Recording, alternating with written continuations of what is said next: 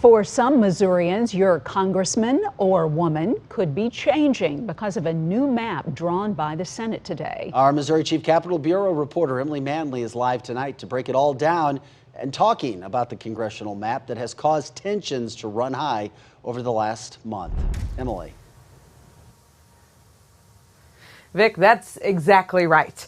The Senate finally passed their version of the map today, but the work still isn't done. It's something that has to be done every 10 years because of the census.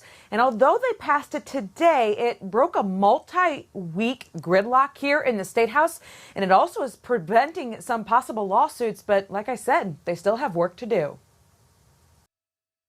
I do think there was a sense of urgency, and I think being here overnight and sacrificing a good night's sleep at home is sometimes you just got to do it. Working overnight. Right now, as I've been awake for 30 hours, it feels like everything is strained right now. To get a constitutional job done. Unless the federal courts were going to draw the map for us, this was probably the best we were going to get. The Senate started debating a map back in January after the House passed their version.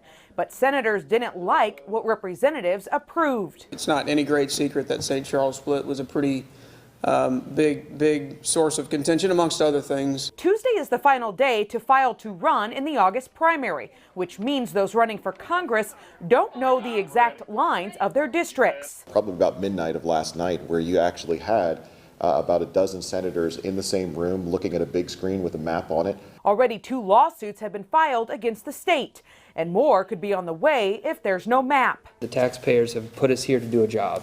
And whatever that job might be, especially if it's a constitutional requirement, we should do that job. The Senate's version is similar to what's already in effect. 6 Republican and 2 Democrat, keeping the 2 military bases in the same district, putting more of St. Charles County in the same district, and leaving the Democratic seat in Jackson County. I think it's a good product.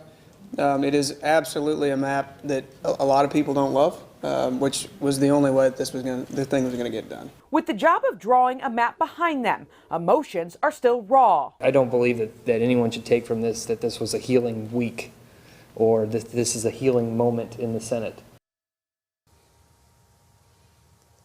Now, Missouri is one of the last states in the country to pass a congressional map.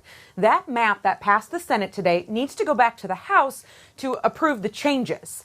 Now, the representative spearheading the legislation over in the House, I spoke with him this afternoon, and he says there is an urgency to get the map done before candidate filing ends Tuesday.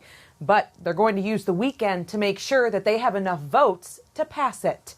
Reporting live tonight from Missouri State Capitol Bureau in Jefferson City, I'm Emily Manley, Fox 2 News.